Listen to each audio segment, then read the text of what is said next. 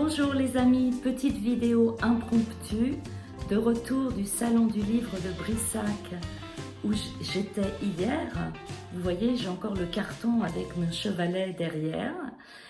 C'était une réussite pour cette première version du salon.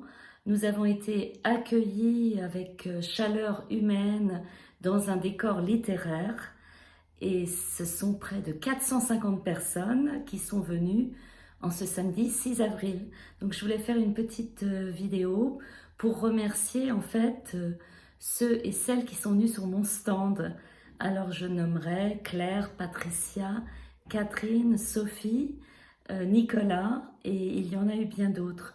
Donc je vous ai envoyé le lien aujourd'hui des extraits de lecture de chacun des 26 chapitres de mon livre « Quand s'élève une âme libre ». Nous avons pu échanger au sujet de ce livre hier. Pour ceux qui n'étaient pas là et qui viendraient se retrouver sur ma chaîne YouTube, vous avez donc une autobiographie que j'ai écrite en novembre 2022, une invitation à un voyage fleuri par des souvenirs le long du chemin de ma vie qui résonnera, j'espère, avec la vôtre.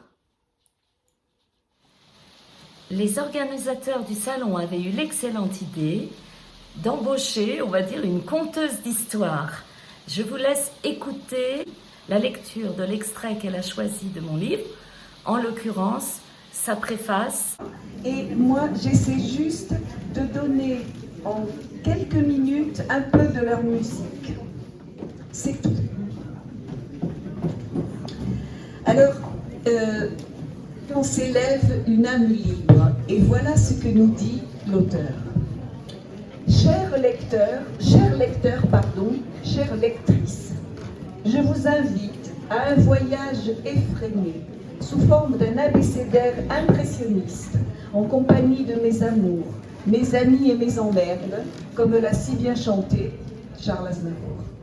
J'avais envie de deux choses en écrivant ce livre. Vous faire goûter au bonheur uni, vert, sel, en trois petits mots reliés par un trait d'union, et ceux qui les symbolisent pour moi, et vous proposer le voyage entre ombre et lumière qui m'a amené à ma renaissance symbolique. Même le paravent est sous le charme. Qu'est-ce que vous voulez qu'on fasse? J'ai puisé dans toute la beauté du monde qui m'a tant inspiré pour vous faire voyager à travers les continents et les époques. Au fil de 26 chapitres, allumez un âme, où l'on traversera le jardin des plaisirs lumineux, naissant de celui des peines obscures. C'est magnifique. Où l'on entendra résonner les rires, pensant les pleurs de tout un chacun.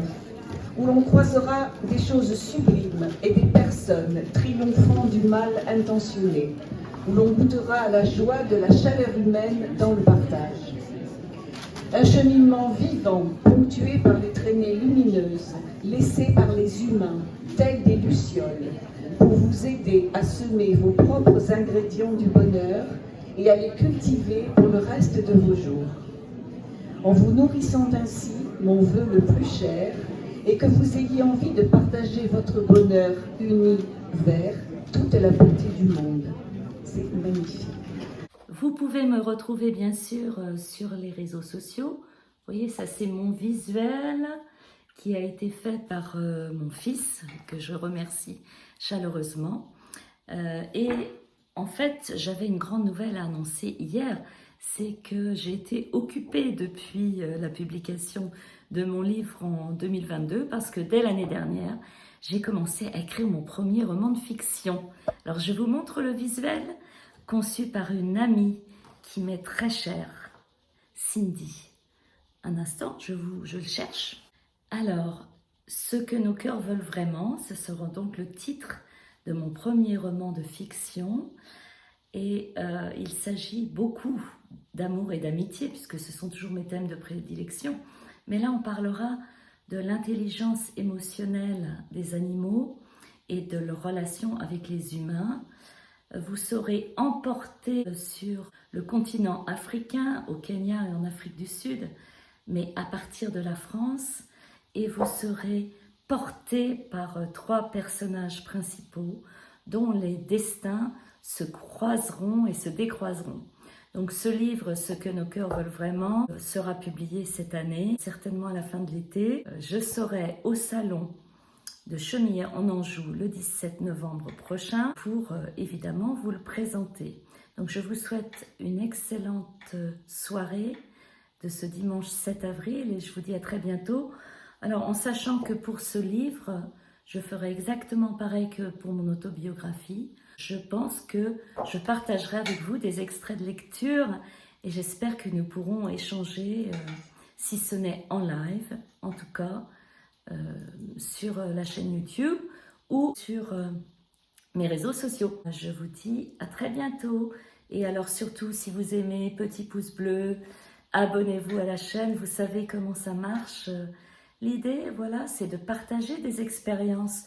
Et ce n'est pas seulement ma vidéo qui est consultée, ce sont vos commentaires aussi. Donc on crée une communauté de bonnes ondes très positives. Au revoir.